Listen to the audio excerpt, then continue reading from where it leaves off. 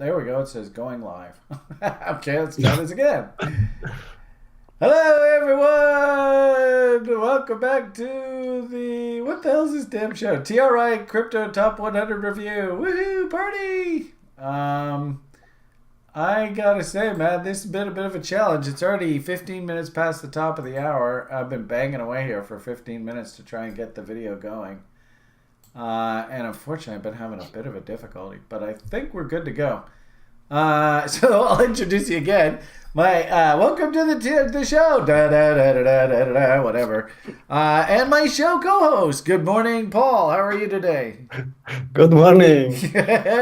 Can you tell me? Do you see us on the YouTube page? On any Yeah, page? we are live. Yeah. We are. It's working. It's a freaking Yeah. miracle. Yay. Okay. So that worked. And how are you today? Did I already ask you that? I'm just waking up. All right, just at the waking up. chart. Obviously, we got lots to talk about in crypto tonight. Yeah, And definitely. my other show co-host, Ben. Ben, how are you this evening? Good evening. I'm doing great. Yeah, Yeah, there he is. happy to be here. Actually, are you? And I just out of curiosity, are you a happy Floridian with the results from last night, or are you unhappy? Um, I'm gonna give you a politician's answer. I'm not Oh, I'm not allowed to vote here. So oh. So so no your matter where you sit, all right. Your opinion doesn't matter. I yeah. All right. Well, anyway, yeah, some big. I get the impression the next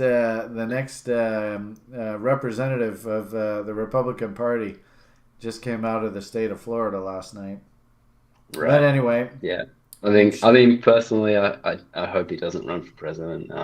Because I think he's doing good things here. well, that's good. All right. Well, there you go. All right, and that was coming from a guy who doesn't have an opinion. So, thank you very much, sir. Obviously, lots of going on in the crypto space. And you know the irony of it all is I probably spent the past 2 or 3 years. Well, no, probably at least the past year. Has it? How long has it been since? Well, when did Nick bail? Because Nick basically bailed right at the top, and I got to hand it to him. That was a pretty good call on his part. But what was that? That was probably about geez, almost a year ago, eh? Yeah. Yeah. Um, The hard mode call.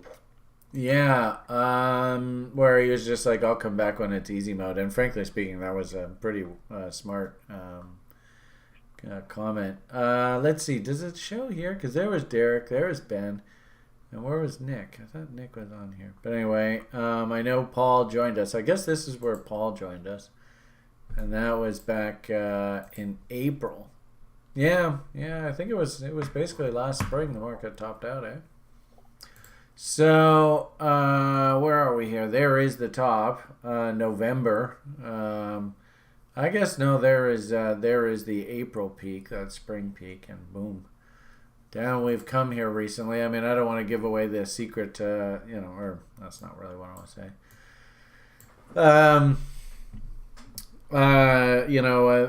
We've been doing the show for a while. It's been on a bearish bent for a while. We've been talking about these things like hunting for value within the crypto space.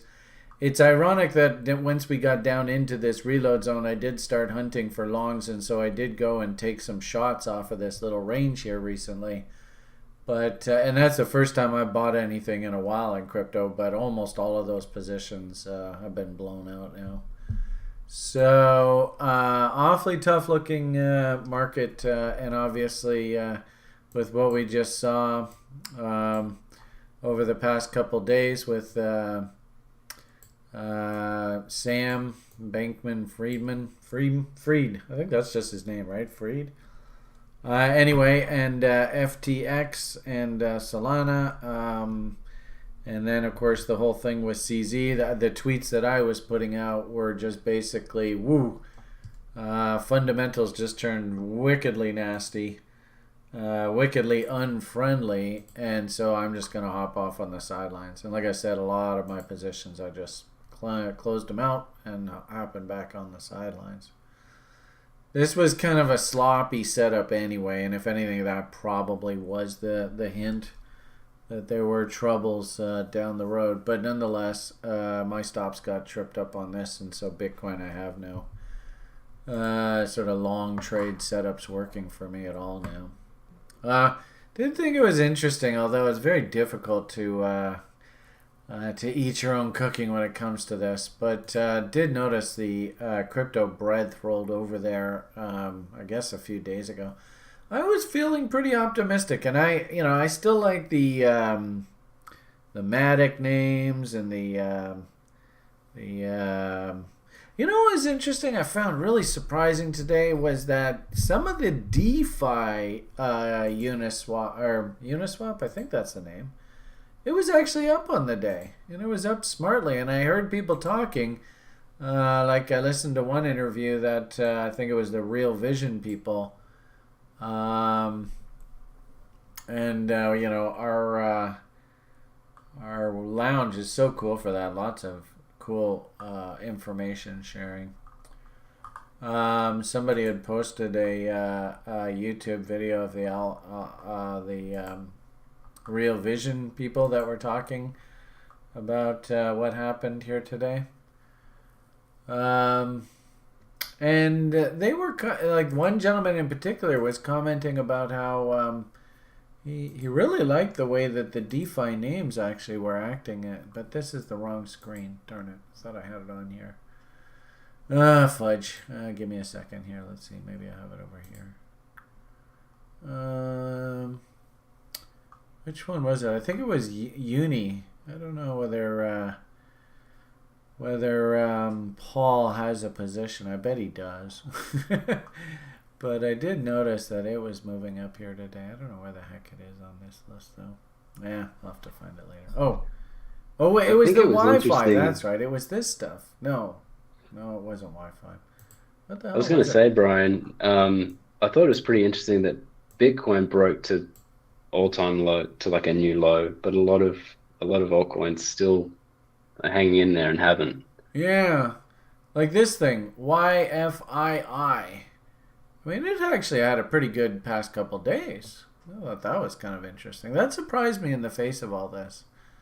And I did buy a bit of that link just because, gee whiz, all those lows. So actually, I had a stink bid at this.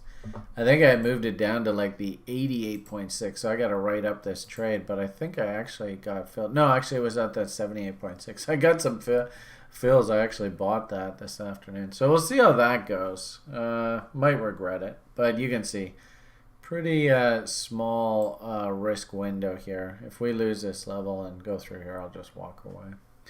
So I do have to write that up. But a lot of the stuff that I was interested in, you know, what really bummed me out was that Matic, it was just humming along. And then it just crapped out. And on this double top failure, I blew it out. So anyway, shit happens. That's the way it goes. So I mean, look at, like, ironically enough, you look at that image right there, and we've held these lows. You know, I might even think about just coming in, especially if it gets that. Look at that, how that inside bar is forming there. I mean, it's probably a little bit early, but just if you're a levels kind of guy, kind of like what I was showing you on that link in the 78.6. Come in, pick up a little bit of that, and just risk it against these lows. It's not a terrible idea. So I'm a bit surprised that names like this look like this, but the Bitcoin, of course, totally smashed through those lows. And actually, it was interesting when I was talking with the community today that, you know, it's kind of frustrating how cliche all this is. That, you know, I mean, there's the whole big old, in fact, that's like a monthly W. And I do remember back episodes ago talking to you about how much I really love this little zone right in here. The 88.6 of that range, and then this shelf in the volume profile. I mean, that's really got to be filled in. And that's exactly what's happening here. And the thing that kills me the most, this is what drives you crazy, is that you know, in the videos that Chris puts together on YouTube, I'd even mentioned this in the video today that, you know, they love doing this, set up a floor And then right in November, there's a big dump. F you, see you later. And, you know, this happened in this particular cycle right in November 14th. And then if we go back to the previous one, you can see I was already writing this up. This one, and unfortunately, I think this cycle actually looks more like this than anything else. Notice here, where are we here? November 14th. I mean, that wasn't the actual break. You know, here we are in the break, but you can see what happened November, December, right into January. Just big puke out central. So, ironically enough, this is you know, I was telling the community in the daily brief today that this is the kind of thing where, you know, because we're technicians and we're now down at the bottom end of the range, you know, just even in this sort of situation, I'm okay with taking shots here. But you better limit risk. And of course, if the market does break to new lows, you better hop off and just, you know, lick your wounds and wait for the next setup to come in. And it turns out the next double bottom was the bottom, and away we go. But what drives me crazy about this one is that we had telegraphed this pretty well. I actually put this chart, I like published it, tweeted about it, and people seriously had some major hate towards me when I published stuff up here because I couldn't stop people from buying the market up here. It was remarkable. So this is like this psychology of how corrections play themselves out. And guess what, folks?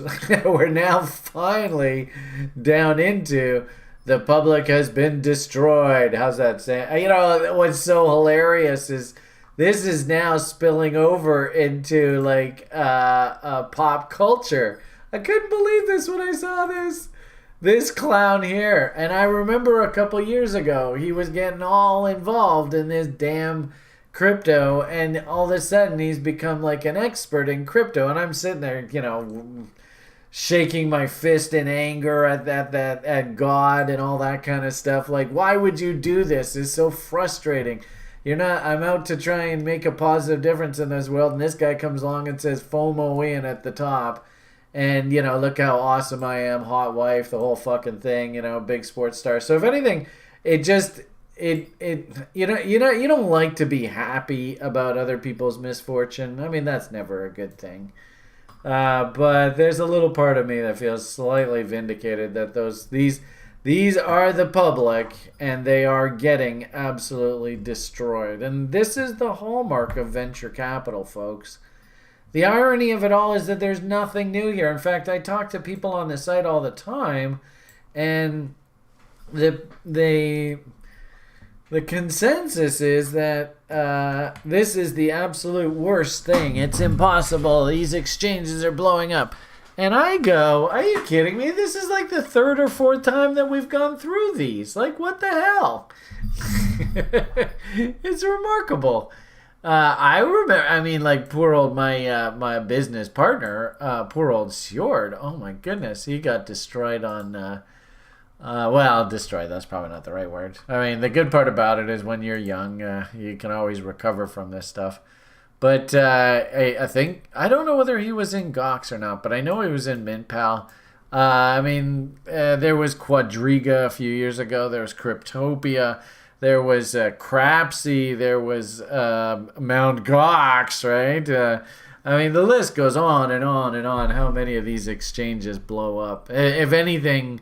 The one thing you all need to learn from this, and, you know, somehow learn from this, I think we've got Sjord to the point where he doesn't even like to keep coins anywhere near these exchanges. How can he get them to his ledger as fast as possible? And I think the key here, right, of course, is not your keys, not your coins. Probably also, too, a really, really good testament. Why has Bitcoin not gone the way of things like Luna and Terra and, you know, Danny and the magic internet money and all that kind of stuff? And now, of course, SBM, right? I think Sam Bankman-Fried, SBF. And I think the number one reason is that... it is still holding on to this idea that there is intrinsic value. And what I'm seeing is, and we kind of saw the same thing. I mean, I remember ADA got just absolutely destroyed last cycle. It survived, so that's a good thing.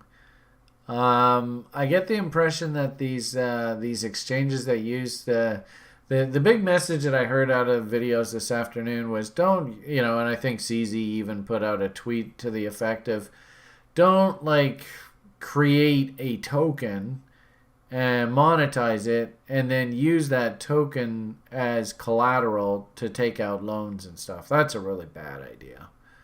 I don't think Bitcoin ever even considered going down that road. I think to all intents and purposes, that's what the idea behind Terra Luna was to a certain, well, I mean, I'm not really an expert on any of this stuff, so I'm the last person to talk about it. But anyway, point here is that I think Bitcoin works because of this image and our funny little costs of production. And, would anybody like an immutable ledger that they don't have to rely on a third party like a bank to validate? I think that there is immense demand for this product. And that to me means that there is going to be a need for this network, which means that the people who have invested money in the business of Bitcoin, whether they be like professional mining pools and all that kind of stuff, they're going to work to defend their nut. So if we ever get to a point where the price of the asset is actually below what it is that they mine it for, then they're probably going to do everything they possibly can to try and get the price back above that level. The only problem for the public, of course, is that they just don't get this concept about the cost for commodities. And unfortunately, I'm sure they're learning. And it's fascinating to see even big players like the Real Vision guy. I mean, he had to learn the hard way. What is the value of one of these tokens? And if it's a POS, it might just be a POS. But the one redeeming factor, of course, about Bitcoin being POW is that work has value. And I think because of that, the irony of all of this is that all they're doing is they're just bringing the price of Bitcoins back down to what that value proposition is. And I've literally, this is the third time I've watched this cycle play out. So you can't say that anything that's happening right now actually is any different than before. And the irony of it all is at this level, like this image says, the public will be destroyed. I could not stop the public from buying up here. I just couldn't stop them. It was impossible. In fact, I even had like previous students of mine say, well, technical analysis doesn't matter. This time it's different. Oh, Jesus. So, how ironic. I mean, we're just basically doing what we sort of forecast was going to happen like 6-8 months ago. And of course, it's always most painful down here. Anybody who did believe in the story and doesn't sort of understand this cost of production kind of thinking, they're just dumbfounded why the price is collapsing like this. And they just can't understand how this can happen. But actually, I don't mean to be rude, folks, but this is so business as usual. It's not even funny. And, just to validate this idea that, commodities are, by definition, commodities are volatile. That's our definition of commodities. So, you should look at like a Bitcoin and then maybe look at something like lumber, right? Lumber is a great commodity. Remember, I used to be a commodities broker, so of course I live this life. I'm totally comfortable in this space. But, there's the lumber price. Don't you see the similarities? I mean, this is nothing new what's going on here. This is exactly how commodities behave. Good part about Bitcoin is theoretically it technically is a rise only market. because of this halving event, cost of production, all that.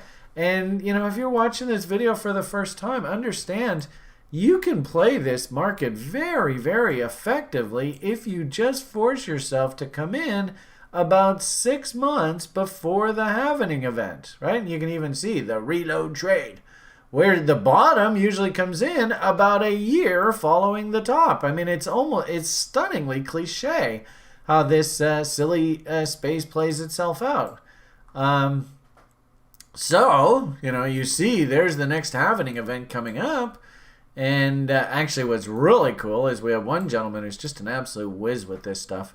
And he's done like time fibs. And now we can get to the point where if we start our study from if we do a study from halving event to halving event, we can almost predict based on 38.2 fib, that time zone fib, where the top's going to come in, and we can pretty much predict with pretty good confidence where the bottom's going to come in. And the interesting thing is like we said, professional football players are being politely told to get the fuck out of the market. What's really sad about what's going on here with this whole Sam Bankman-Friedman thing is that he bought so many politicians. And I heard somebody say this afternoon, because they are all now on record as taking this money from this guy, they are gonna be embarrassed. And the news reporters, anybody that he made a sizable contribution to, news reporters are gonna be like, what's your tie to this gentleman? And are you gonna give the money back and all that kind of stuff, since all these people have lost all their livelihoods and stuff? And oh my God, these politicians, they are literally going to say, we are going to do everything in our power to make sure this never happens again. So interesting how the crypto winter, which we could technically predict a while ago, and we often talk about this, and especially with this bear ABCD harmonic, it's so big and it's so ugly, and you go, the price is going to go all the way down here? Nah, crap. Oh, Jesus. And then somebody says, why? And we go, I don't know. And this is the one thing about technical analysis that's bugged me over the years, is that we have a crystal ball. We have a pretty good idea of what's going to happen, just purely technically, what price should do, but we never know exactly why. And it turns out the why this go around was magic internet money, crazy Do Kwon and Lunas, and giving the United States government the bird while using their currency, and now Sam Bankman-Friedman. I think he was on record as being like the second largest political donor of this past election season. So the one thing I heard from this one pundit today, which I actually totally agree with, is what he has done is actually accelerated the pace for regulation of this space, which is really sad. But as I said earlier, and I think the market is actually voting here to a certain degree, is I was surprised, not by that chart, but I was surprised when I saw that through that whole disaster, that funny little names like that Wi-Fi were actually up on the day. That really surprised me. But I think somebody, is that the chart?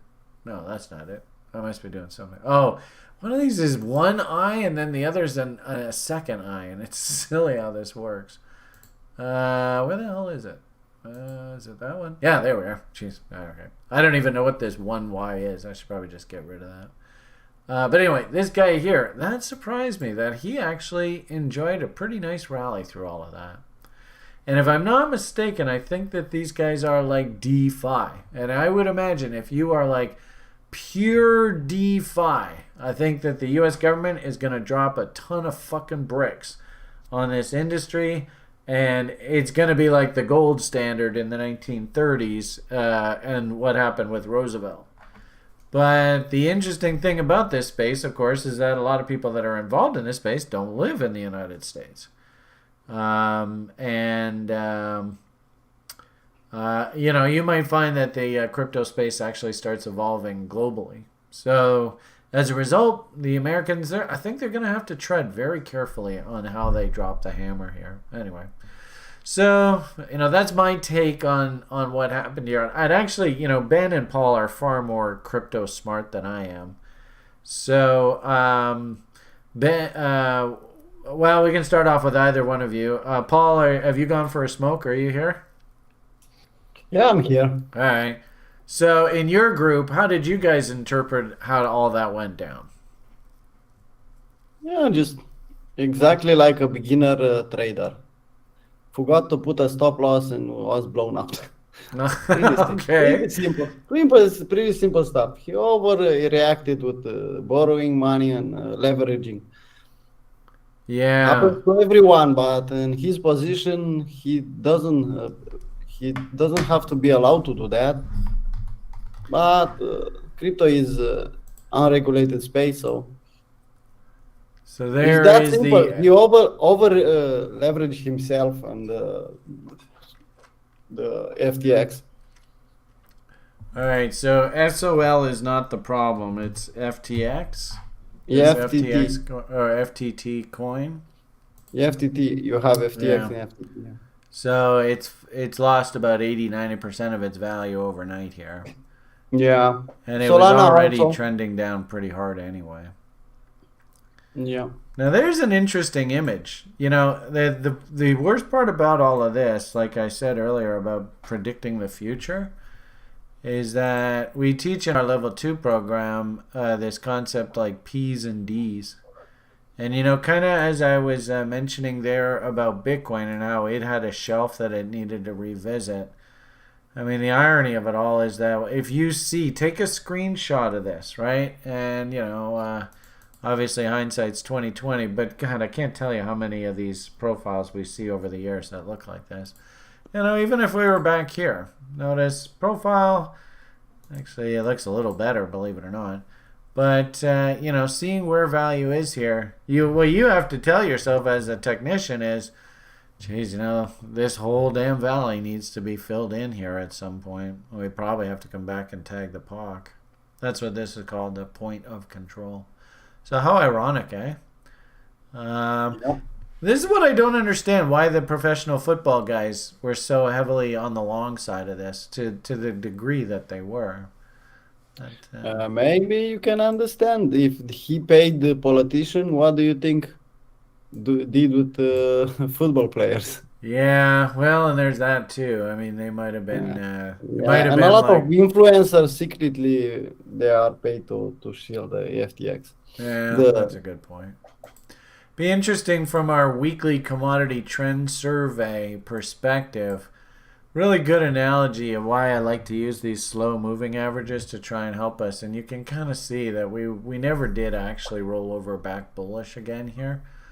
So we see a lot of this. This is dangerous in the marketplace. I guess the interesting thing about this one is, if you did, well, I suppose there were a lot of people that kind of believed that this was some sort of bottom, but just the floor fell out, eh? Yeah. Today I managed to buy some. Oh, interesting. Well, 2 I mean, packs. it's right at the POC, so what the hell? Let's say 10 packs of cigarettes, not more.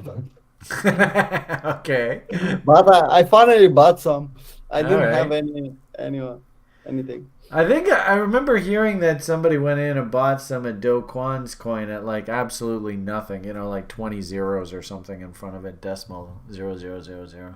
Yeah. And they actually were able to flip some out at a pretty good profit. So I suppose. Yeah, we had a entire bull run in a couple of days, 100x from the lows. Yeah. Yeah, so So Ben, what's your take on all of this?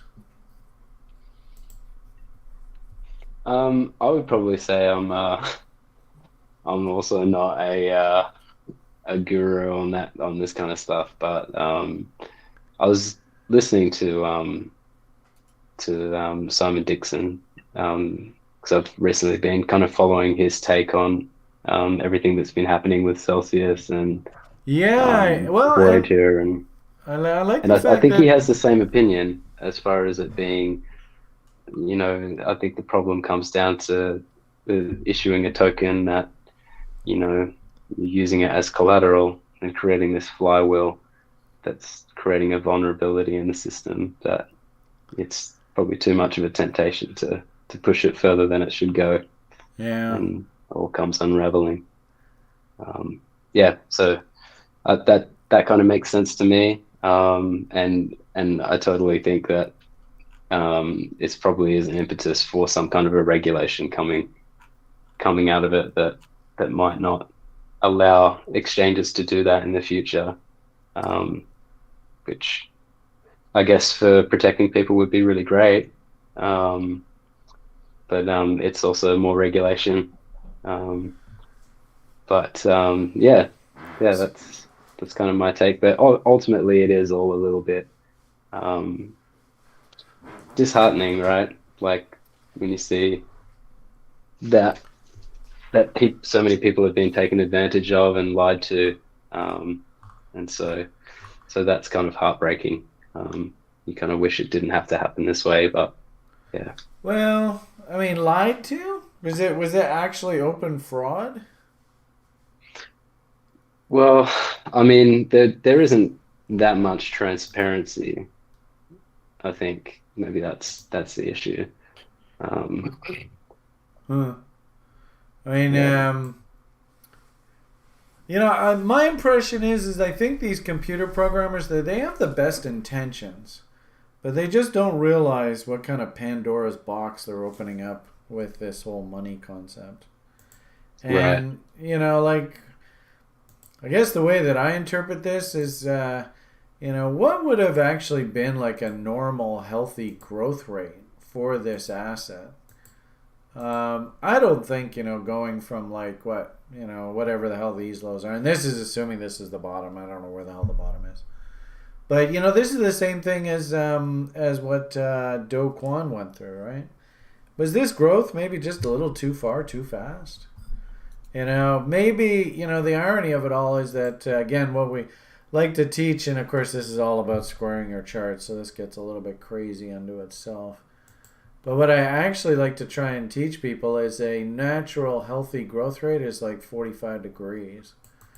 But that's assuming like 1 unit of time for 1 unit of price.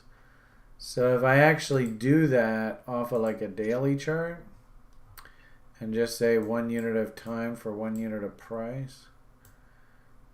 So I never know what's the best way to draw these darn things. But I don't know. I get the impression that, maybe the growth was there. And then, it just...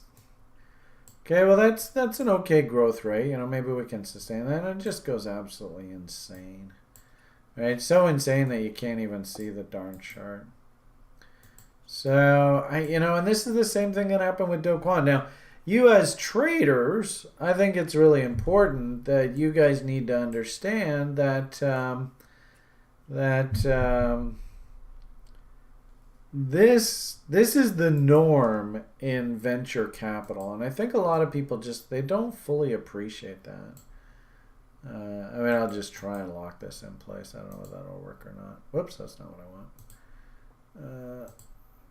And you as speculators, you actually need, if you want to make a pile of money from trading. Oh, geez, okay, well that didn't work. Anyway, I wanted to just try and put the price on the actual chart so you could see, but that angle was like, 45 degrees. That was like, down here kind of thing. So I think this is the hallmark of venture capital. Even if we just take from these base prices like 2019, 2020, would Mr. Bankman been happy if his asset had just sort of just bumped along and sort of was like this? Just nice, healthy growth rate. But what ends up happening, of course, is, and what is it? The guy's worth $20 billion. It's like, what the fuck, It's just too far, too fast. And ironically enough, usually what we say is that these things have to come basically right back down to where they started from. Which is kind of sad, but very true. So anyway, I guess I actually didn't get the impression that he was blatantly lying, but I can understand that because this is deregulated, or not deregulated, but unregulated industry, that sort of, what am I actually buying? I don't think that was ever really made clear to a lot of people. Then this is going to be probably the number one reason why this is going to become so regulated is even now, what is the value of one of these FTX tokens? Is there actually any intrinsic value? I know that Mr. CZ said that he was potentially going to go and buy this thing outright and sort of mercy kill Sam. But that was on the premise of doing some due diligence and looking at the books. And I guess the books of FTX is going to be sort of the determinant of what the hell the value of this thing is. I don't know. He already said he will not do that. Well, yeah, now he won't do the deal, eh? Isn't that what the scuttlebutt now? 8 billion minus. Pardon me? 8 billion missing from the books. Oh, yeah, well, there you go. So something like that. And my library is saying you have to lock the scale on the right. Yeah, fair enough. I mean, I'm just ad-libbing here, and I don't even know whether I even was helpful with me doing that, Mr. My Library. I think we all get this sort of message, right? And, this is the sad part about it. And this is after the fact. Are there any other assets in our society that kind of look like this right now? I mean, I hate to say it, and people aren't going to like this, but, is that not a pretty darn big head and shoulders top? Could you not see the exact same thing that you're seeing in SBM? Could you not see this happen in other parts of our society? I think so. So be forewarned. And actually, in that interview that I made reference to earlier, let's see if I can find it in the lounge. Who was it? It was who was it? It was the Real Vision people.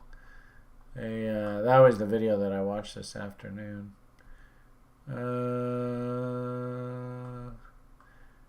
Hey, there's Shane. Shane was in the room. Oh, there we go. So actually interesting. The guy who originally told me about this study here, actually that's kind of cool to see Shane on the site. He just posted today his updated version. So there it is. There you go. So what is it? Antminer S19 XP. Oh, wow. So that's got a cost of production of about 9 Gs. There's those S19s, there's those S17s, and his assumption is 6 cents a kilowatt. I don't know whether that's accurate. Maybe price is higher than that. I don't know. Tough to say. But interesting how there's Shane. He was the original publisher of this study, and that's what I make reference to. So I got to add that new piece. Maybe this was it. This, we're not there yet. I'd probably say in about 6 months. That's when we'll be back into this environment. Do you guys remember when we used to play this video on the site all the time? I don't know whether you guys were around in those days. Does that look at all familiar to either of you two? Paul? Ben? No, not for me. All right. I think I might have seen it. Anyway, so we used to always play this, especially in think about 2015, 2016, 2017. That's when I wonder if it has the date when this came out. Probably not allowed to show this on here. But anyway, so we're going discount shopping. It's a fun video. I'll throw it in in the YouTube chat there. So that's us shopping for cheap poop coins. Anyway, that's fun. Yeah, OG James. I wonder where. So that's another OG that we haven't seen on the site. But anyway, this OG here, we haven't seen him in a while. So it's kind of cool to see Shane reporting in with his new cost of production. And I got to tell you, when it comes to yeah, okay, I think this is the Real Vision, guys. There's like a panel of them, I think. Oh, look at that. And they do all their videos fancy. I don't know if it's true. We can't tell. Yeah, I don't know. Okay. So I was really impressed with this gentleman. He's from the classic banking industry. He knows all the jargon. If you're going to watch this video, this guy is the shit. And this guy, he knows crypto backwards. And actually, he was telling interesting anecdotes about the start of BNB coin. So that's a video. It was shared in the library by, who was that? Andrew. Andrew's a killer trader. So not surprising. But there's the Real Vision. I'll give you guys that to watch as well. So anyway, backstory on all like the loans and all that kind of stuff. And, kind of the sketchiness about all of this. I thought this was a very good summary. Anyway, just thought I'd throw that in there for you. All right, let's see. Where do we want to take this conversation next? You know what I want to do, I think, probably? Why don't we check in with our slick scalper, swing trader extraordinaire. Actually, it'd be really interesting to see if you wrote a newsletter this past weekend and whether you saw any of this trouble coming down the pike. So what do you think, Paul? Do you feel like chatting a bit with these good people here tonight? Yeah, why not? I did the weekly newsletter like usual. Okay, cool. So I will stop screen sharing. Feel free to screen share at your leisure, and let's dive into Paul's world for a little bit and see what the hell he sees in the market, or what he saw, and let's see how great his crystal ball was. All right, go.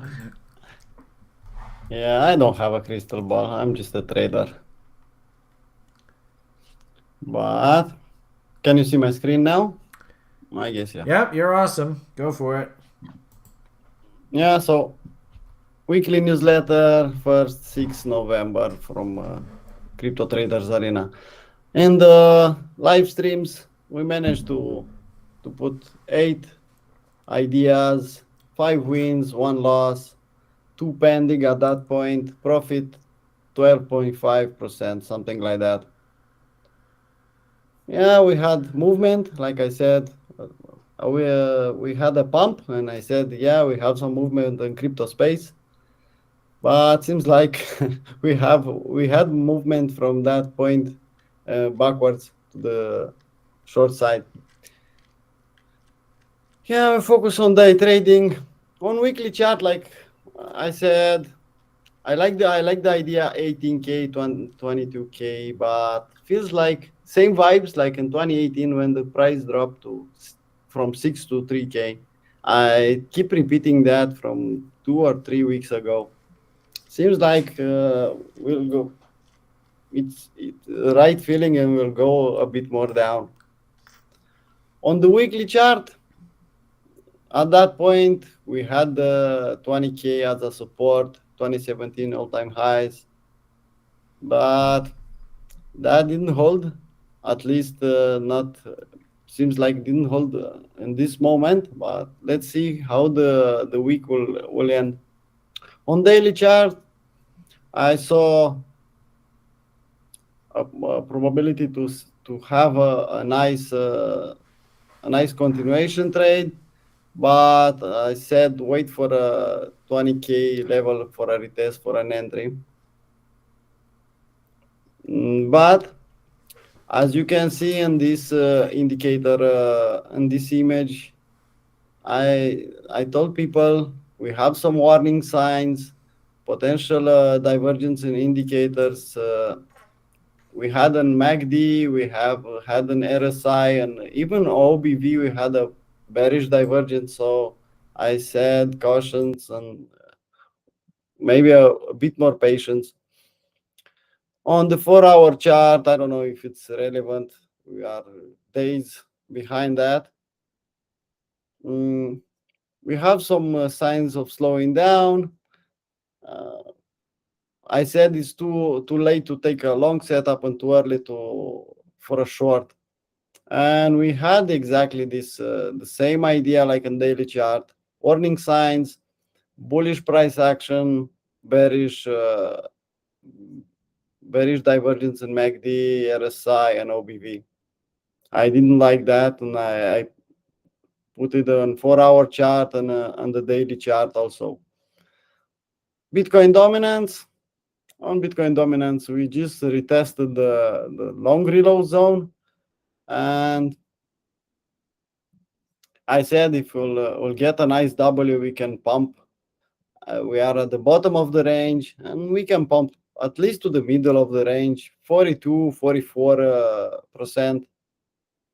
Bitcoin needs to take some dominance back, but we don't know exactly what will happen. We had the AB equals CD completed, a nice bounce, a nice retracement in the reload zone, and a nice W in the lower time frame could get us to the 42 or even 44.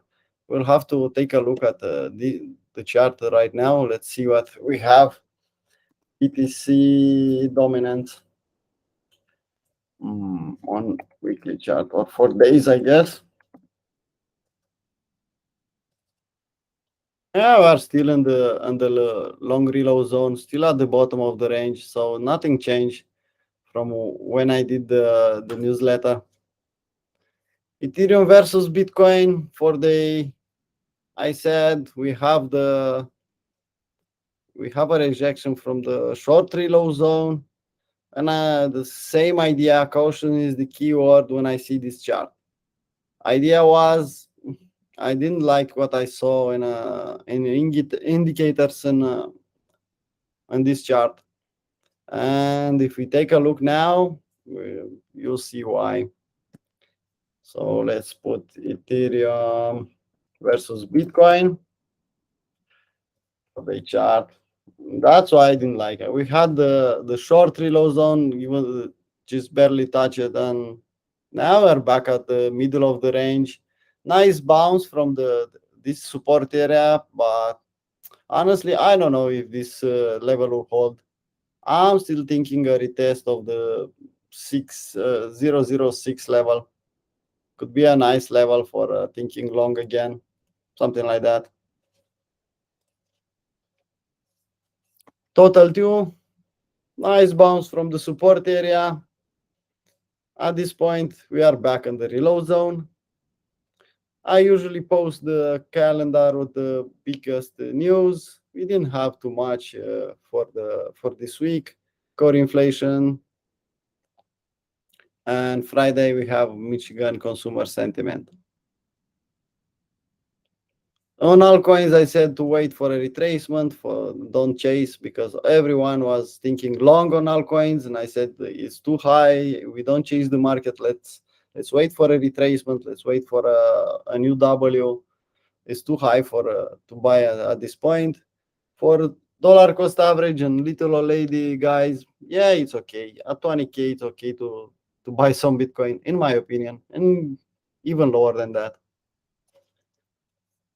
KNC, I had some trades, some ideas. KNC, you know what happened with these ideas at this point. So Secret, KNC, and Acro, both all three of them, they are already hit the stop loss on this move down. At that point, Sunday, I said trading conditions are hard to medium. Personally, I'll risk maximum 1% per trade until the trading conditions will become better and easier. Seems like now we are medium to hard or very hard. So I don't know. I'll keep limiting my risk per trade at 1%, sometimes even 0.5%. If you have a medium, lower to medium trading portfolio, it's okay to risk only 1%, and you can make enough money. You don't have to be a hero and try to put 2 or 5% in a trade.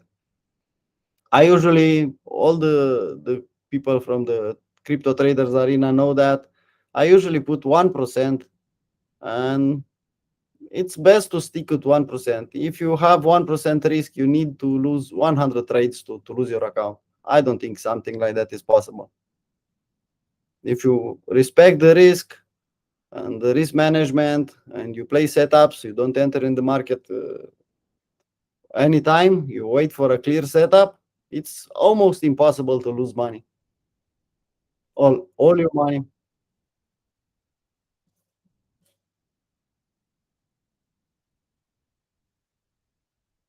You never can run. Yeah, yeah, exactly.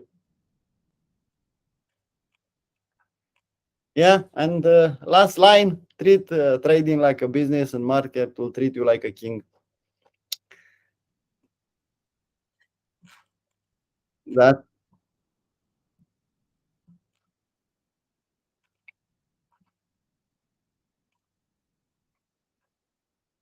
yeah, exactly.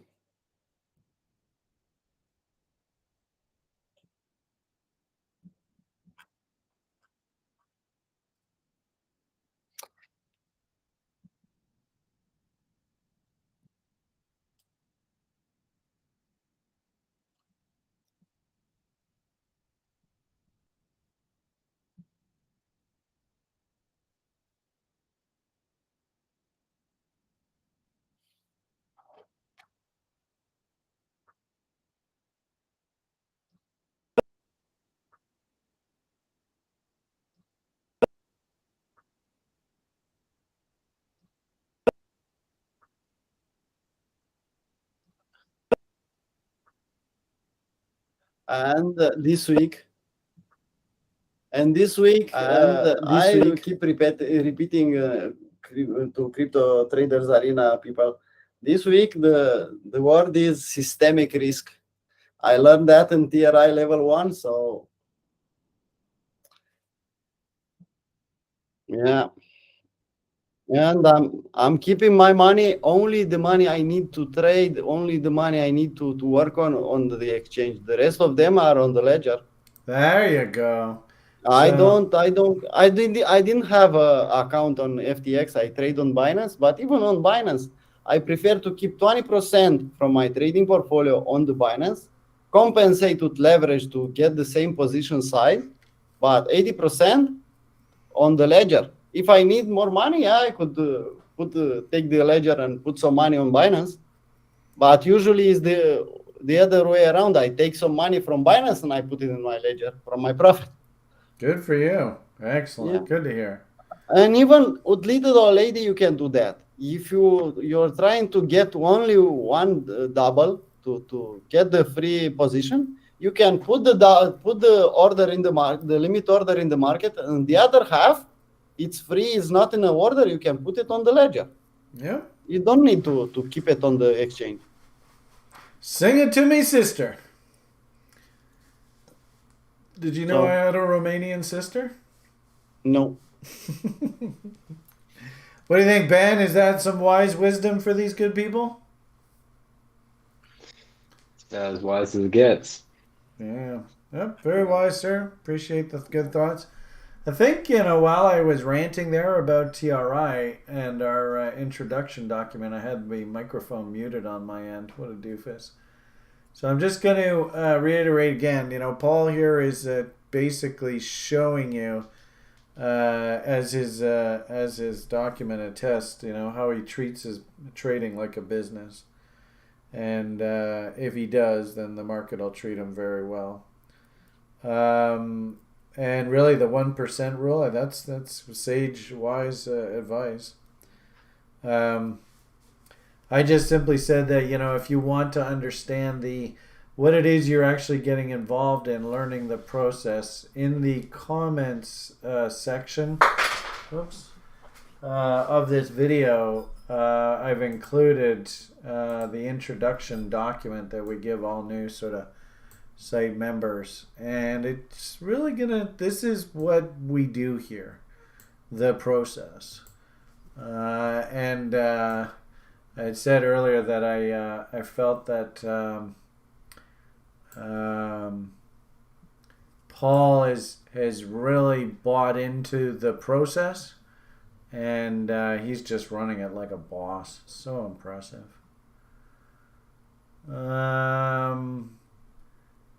Eddie says, "Are we losing Paul?" I don't know what happened. Paul, are you with us? Yeah, I'm Alright. still here. I don't know. Okay. I don't know what you mean, Eddie. If you can't hear him, sorry if I was talking over him. Okay, it looks like he's killed his screen share. This has been a weird broadcast today, anyway, right? Took me. It took me probably 10, 15 minutes just to get the darn video up and running. So I probably did something wrong there. Sorry, everyone. As I said, I was trying to show you a document, and then I ended up not having the microphone on the whole darn time. Doofus. Okay, so point here is great work, excellent analysis as always, Paul. Please, feel free to go back and rewatch what Paul said there if you need to catch it again. Great part about recording these things. If there was a one sentence sort of summary that you would give these good people about the current market state, Paul, what do you think that is? That's like the bottom form on this market. It's something normal. We've been through that in 2018. Mm-hmm. We saw that how at least I saw that. So it's something normal, just patience. Don't try to catch falling knives. If you have enough patience, you will get the bottom. You don't need to get the bottom. You'll see the bottom, you'll see the bounce, and just wait in the reload zone to buy it. You don't need to get the last price, the actual bottom. But yeah, bear markets tend to last longer, to take some time to form. The people who are investors, they should be glad they have these prices now. I'm buying some altcoins at these prices. Mm-hmm. So. Okay. Ben, you feel like adding anything to the conversation here? Yeah, sure. I have a weekly chart of Bitcoin that I just put in those that Fib time study. I know that we were kind of looking at. I'll present my. Sure. Cool icon. That's like a W. Yeah, it's actually my business. Oh, cool. We just call you Ben on Twitter. So. Here we go. All right. Let's see what Ben's got. Ooh, I always love going. You can see this. Yeah. I like the colorful pictures, eh? Darn. So what I did is I took. And you got the halvening on there? Yeah, these are the halvenings in light blue. That's the next halvening. It will be happening somewhere between March and June. Yeah.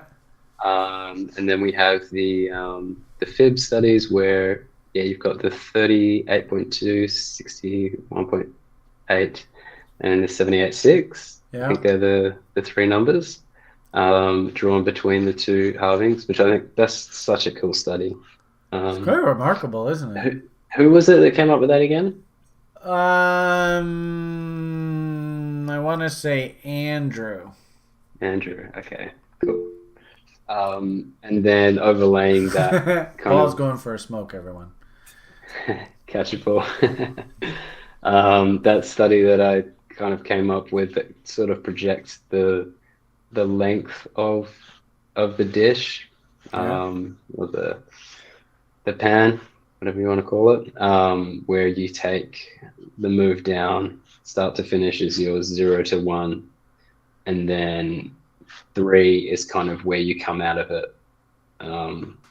So I guess it'd be 0, 1.5 would kind of be around the center of the the kind of bowl, and then 3 is kind of where you kind of break the previous all-time high.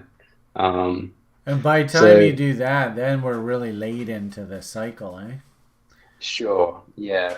And it seems like this kind of window here of between the 61.8, 78.6, and then also I've got the this 72 retracement kind of a thing happening here as well, between the 72.36 and the 86.18, and kind of framing up price, location, as well as time location. That seems to be a nice little bottoming area. Wow, that's a cool chart. Can you connect, analyze, trade, repeat? I'll Get buy to work, the man. Can you throw that chart into the fun little app? yeah, Because for that sure. is such a And cool so roadmap. yeah, going on to this. You know what you need is you need a "you are here now" kind of thing. Because we Yeah, must be getting pretty damn close to the bottom here, eh? yeah. I mean, so this was 2015. Yeah, This was 2019. yeah. Same thing, Yeah. 61.8, 78.6, 72.36, It's 86.18. remarkable, eh? And then over here, somewhere, obviously this is quite dynamic. So I put this next halvening kind of in the middle here. And so I dragged it from side to side and came up with a box where the parameters are just a little bit oversized there. Yeah, it seems like we're kind of in that range as far as time goes, and Yeah. then also we're in the range as far as price goes, as you know, from a retracement 72.36 to 86.18. And give you an idea of how long we have left in that kind of area. What's that? 250 days. So these are 2 of the previous cycles, what it looked like. Yeah. The last one, it just went straight up, and then kind of came down. We had the COVID dump, and then the So if it 2015 does one. go straight up, then you should be looking for the COVID dump. But I don't I think it is going to go straight up. I think this cycle's bottom is going to look like 14, 15. Right, where you get that inverted head and shoulders kind of a Yeah. shape. I think, Yeah, I like yeah, that. that seems more. Yeah. Which So means that, essentially, in early January, we need to have a Mike Hearn rage quit event. right, that would put us. There's January. Here we go. It's around here. Interesting. So, well, I mean, maybe this particular cycle, it comes a little bit earlier. I don't know. But Yeah, I mean, 2015, it kind of started. I mean, it dumped right I think wasn't before. that? Yeah. See, that was like right Yeah, in the new before year. 61.8. Yeah, which was January. Yeah, you're right. So if you look at it in terms of, you know, all of the factors Where are happening you around starting the tax loss study? Are you selling. starting it from the first peak or the second peak? So could you say that question again? Yeah. Can you just show me where you started this recent parabola? Was it from the? Can we Oh, just see the top of the? Oh, this there you this are. one here, Yeah. I took it Okay. from the second one. Yeah. Yeah. All right. I mean, Oh, that's you, cool. Yeah. Ooh, it look at that. could be from that one. It's a tough one, isn't No, it? no. I mean, Interpreting it on balance, I think I like that second peak double better. top. Um, yeah, and then obviously the length of it, where this 3 ends up, is also quite dynamic. I've put it actually around January Yeah. bottom, So that what I bottom would coming in say around there. is the only thing that we're missing now is you should start hearing people talking about 51% attacks on the Bitcoin network. Now that we're like, we're what, 16, 17,000. That would be the final piece that would sort of lead me to believe, all right, we are finally basically in that bottoming range. Mm. So if Yeah, anything, the irony of it all is congratulations, Ben. of the four of us, the three students that started this adventure with me, you're the only one that made it through to the end of the correction. God blesses both of their hearts. I hope Derek and Nick, life's treating you okay. But you made it through. Way to go. They'll probably come in right at the right time. Yeah, like the irony of it all is that we know that the cost to make one of these damn things, at least now we're in the neighborhood where, if I wanted to go out and just buy a bunch of hardware and start mining Bitcoin and just making these damn things on my own, it's going to be in and around this same area. So, there's no guarantee that this damn thing's going to go to the moon, but they will probably trade at a premium to cost of production down the road. So at least now we're in an area where, based on the previous cycles, especially the fact that has the Bitcoin algorithm really changed a hell of a lot over the years? No. I don't think so, eh? No. Anyway, if that's the case, then it should just be business as usual. It's interesting. I'm seeing a lot of those rainbow charts. Did you ever look at those rainbow chart things? I noticed that the where is it here? I saw people passing them around the site earlier today. The logarithmic regression. Yeah, is that what you call it? Oh, you fancy mathematics guys. Yeah, it's a fun chart, and it's been really, I guess it's got a long history of proving itself. Yeah, I want to, and if I'm not mistaken, it's like right down at the very bottom right now. Yeah, I saw someone post something where it's kind of down underneath it, and then actually, you guys haven't seen this before, so you probably should. Become acquainted. We used to always pass this around the site. In fact, there was this guy. Do you remember that guy Kazanomics? That guy was a character. Anyway, he used to always go on about this. Actually, why don't I screen share? I mean, that's such a beautiful chart, and that chart is in the app, right? I'll take a screenshot and I'll pop it in there. Okay, cool. So I'm just going to hijack just to show the good people this image, because really, and probably a lot of people who are going to watch this show, they probably have never seen this image before. But this is sort of like the anatomy of a bull and bear cycle. In fact, really, this is the anatomy of capitalism. And, whether it be Mr. Bankman-Friedman coin, or whether it be Luna, or whether it be Bitcoin or Ethereum, they often end up looking exactly like this. This is sort of like the business cycle. And sadly, I think now we're sort of like right about here.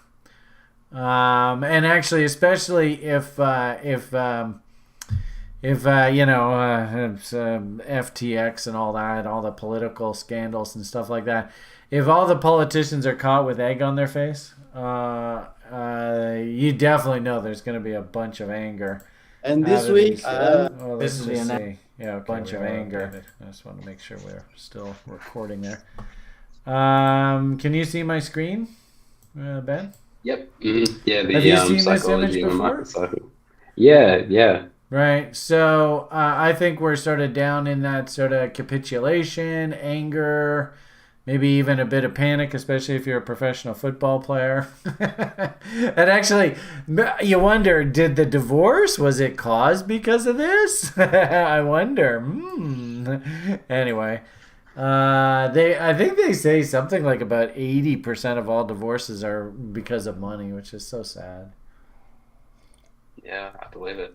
Anyway, so we're in this sort of phase right now, and now, if we can go back to your, so just remember this image, and all I'll even do is for the people who are, well, okay, you can see it on the video. But what I wanted to do is now let's go back to your image, and can you see that cycle? I don't know if you can screen share again that image. All right, I don't know. Do you want me to put it up on the page?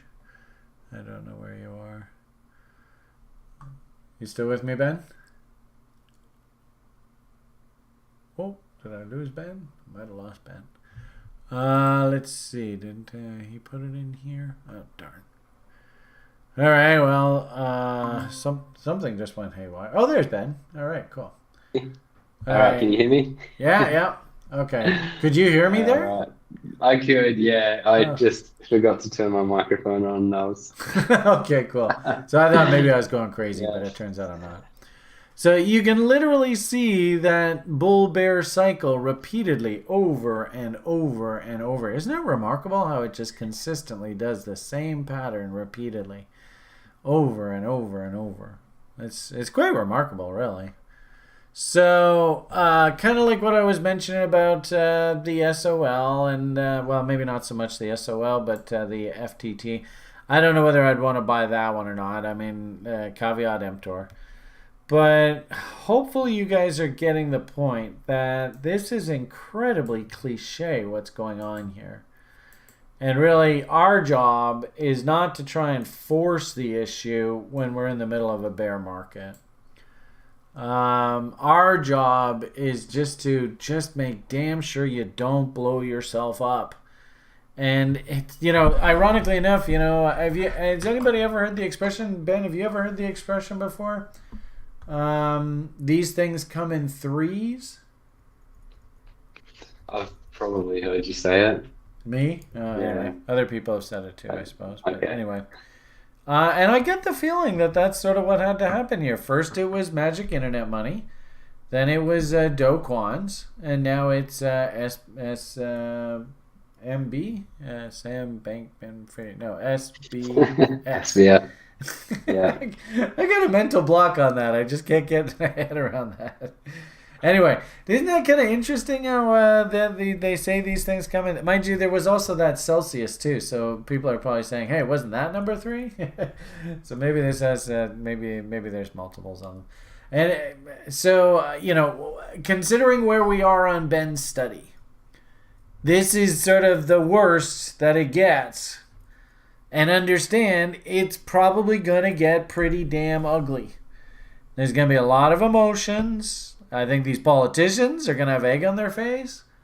But the irony of it all is when it comes to something like a Bitcoin, all they've done is they've just removed the speculative excess of the market.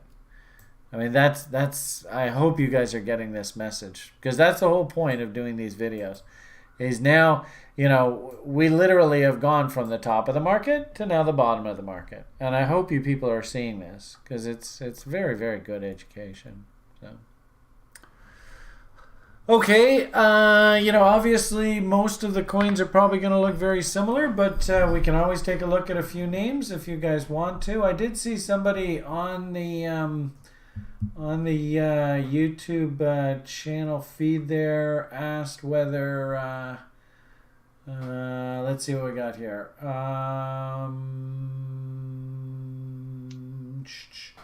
YFII Eddie, you like that? I don't know whether I really like that YFII.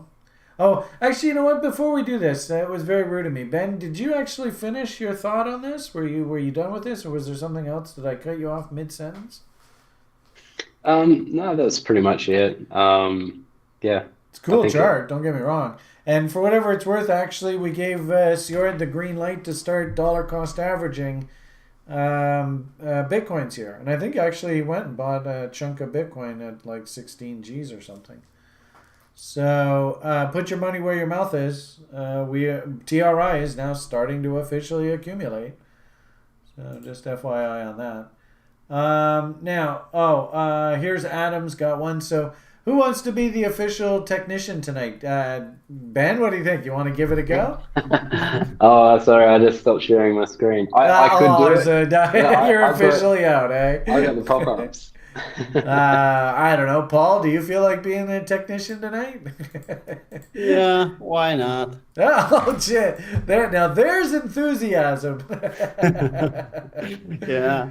Hey, actually, one thing we haven't seen tonight is where's our porno bots? So actually, somebody did put something in here. And it looks like just a whole bunch of down chart images. I guess that's what that is. Shaba.exe. But is that a shill? Do you want us to go to some porno site or something? You got to be a little more creative with your shill than that. So, all right. Yeah, we never had that. You know what? Adam, can you come back to Portugal in February, March? I think we're going to do a live sort of dry run of this education program. By the way, we're going to try and build sort of like a TRI campus, and we're going to do a sort of a test case in this coming winter. We're going to go rent out a place that we really like. We might even potentially buy it. And we're going to run a 2-week live in-person seminar, which would be sort of like just a summary of our whole education program, but live. And anybody who wants to, of course, be a principal, and I know, Adam, you were a great contributor there. So if you feel like coming back over to Portugal in the winter, we'll be back there in March. And anybody who's watching the video, if you are interested, reach out. Hey, I'd like to be a part of that. So anyway... we have about a dozen seats, so I think a couple of them have already been reserved, so we'll be talking about that in the months ahead. Okay, and Adam there is a killer French toast maker. Don't turn Adam loose in your kitchen with a loaf of bread and a whack of eggs and some milk, or else he's going to cause trouble. So there, but we got to make sure. And if I'm coming from Canada, I better bring the fucking maple syrup, right? Okay. This is supposed to be serious. What the hell, man? Okay. Paul's got solo USDT perp on his screen. Is that a 3-minute chart or a 3-month chart? I did a nice scalp in the morning. Oh, there you go. So while you were getting up and having a smoke and getting ready to chat with us, trades. What we are chatting, I saw that trade. So how ironic! Isn't the market supposed to be melting down? Yeah, it's melting down, but I could find a nice scalp. I'm looking at Solana because I know its movement now I see volatility. Yeah. Like a day trader needs volatility. So I saw was at limit that bought a bit at limit because we already hit the 66 a bit close, just some weeks. But it's a valid bot from my point of view. I had 1 low, 2 lows, 3 lows. Why not? Yeah, it looks like a cute little cup and handle too. Yeah, and right, if you take there you go. So he's making money even while doing this charity work for us here on YouTube. Way to go, sir. Yeah, and you can see bullish divergence in this move down. The last one, you see bullish divergence in this one, bullish divergence in RSI, and at some point even you see W's in OBV. So I said, why not? Why not? He's an agreeable guy. Actually, I think this winter I should probably make my way over to Romania. I don't know whether... Do you know Rares on the site? Raresh, I know him from the site, but personally I don't know him. Anyway, so he got a bit of a promotion here recently, so shout out to you, Rares. And I should do a tour of Romania. Like, there's so many of you over there. Yeah. All right, so bottom line, Paul is going to do us a little bit of charity work while he's making money. He's going to be trading circles around us. So Adam had a question. His question was, QNT, is that right? QNT or ONT? I don't know what that one is. QNT, I guess. QNT? All right, so let's see. But let's put it on the other one. QNT USDT, I guess, on spot. Binance. Let's clean the chart. And how do you guys feel about Binance? Do you still feel positive and enthusiastic? Me personally? Well, do you have any questions about Binance? Or are you still 100% confident in CZ? I just said earlier, systemic risk. I learned in TRI level 1. Yeah, that's right. I don't trust anyone. There you go. That's a good cop's answer, right? No. I keep only 25% in Binance. Yep. Exactly the money I need. I remember you said that. Yep. Ben, what's your feeling on all this? If you ever were going to buy any crypto, would you just keep it in like a ledger? Um, Possibly. I mean, I think it's a great idea, but I'm pretty spread out amongst a bunch of exchanges to kind of. I don't think I really. Yeah, if I when I do build up another position of a lot of crypto, I would. But right now, I'm pretty. I think a lot of the exchanges that I'm on are like US based, and they're a lot more regulated. So I feel a little bit more comfortable All spreading right. them out over a few different ones. Even Binance is Binance US here. Yeah, yeah, that's It's right. a little different standard. I But couldn't yeah, believe I I saw just that found. Trex was advertising and they have like a guy that they're sponsoring shows. I couldn't believe Oh yeah, they're yeah. that. Trex. Yeah. God, that But place. the thing is, for me, like I was like taking things off and putting them onto my ledger and all that, and I lost so many so many coins, Oh, really? just like stupid mistakes and then also just the fees, like moving them around, it was It's not worth expensive, it. eh? So yeah, maybe when that problem gets solved, I'll do it some more, or maybe start. It's a good time to jump onto some other chains that have lower fees and hold my crypto on my ledger that way. Um, Yeah. What was the yeah. one that Nick always liked? He always talking about really low fees. I Is mean, that he was Cosmo? Is that the one yeah that he he liked? was really into Cosmos, but Yeah. also Matic. Matic, yeah. Yeah. Okay, sorry to interrupt. Actually, Paul's just been doing some beautiful artwork while we've been chit chatting away. So, I've said it before, but Trex always gets the job done. Well, they told me to fuck off, Paul. So, as a Canadian, they were just like, we are offboarding you." After all the fucking, I defended those guys and I put up with all the bullshit. And then they just go and do that. So that pissed me off to no end. Anyway, all right. QNT USDT. What's the story here? Anybody got a fundamental story? Adam? Why the hell are we gonna buy this damn thing? Do either Paul or Ben? Do you know the backstory on this thing? No. No, I'll do a quick little Google though. All See what I right. can Yeah. dig up. What do you see technically? I mean, I do see it looks like it's backed up into a fib, so that's encouraging. Yeah. I would be interested at, I don't know, in reload zone, but especially in 78.6. At this point, it's just a bounce from this support area, but I don't know. I don't see anything special on indicators now. So I'll wait and reload zone. I see this week. Tail? I'm yeah, I'm waiting for that level. At this point, Okay. it's too high for me. AB equals CD completed, a nice blow off top, a nice house level, first level Look on at this that, eh? weekly. Isn't that incredible how that happens? Yeah, but when you look at the weekly chart, you will see we have the weekly W. Yeah. I like that. Now wait and reload zone for a new W on daily chart at least. Yeah, I wonder why if not? David O would see an inverted head and shoulders there.